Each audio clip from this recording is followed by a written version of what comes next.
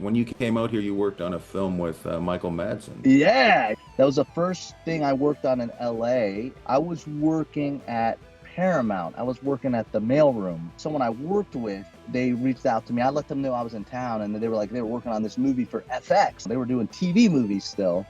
And so he told me they needed a director's assistant, and I just said, yeah, whatever. And so I left my job at Paramount and got that job with for that movie. It had Michael Madsen in it, Ron Livingston, Mario Van Peebles were the main actors. And it was about that shootout. I don't know that shootout in North Hollywood where the guys were like in body armor. We were filming in La Habra, which is about an hour south of LA. His assistant called me and goes, hey, Michael Madsen wants to talk to you.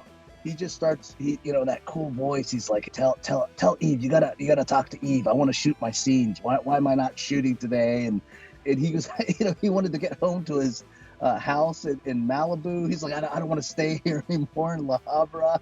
It was like a 3-week shoot in La Habra. You know what I mean? These guys have to stay there in this hotel.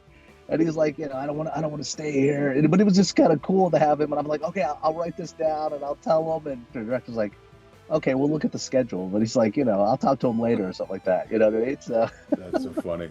Just like, hey, no. But they won't say it like that. I totally understand. They blame John. To be here. It's been a long shoot, but Sonia needs us to get this in. Sorry, Sonia.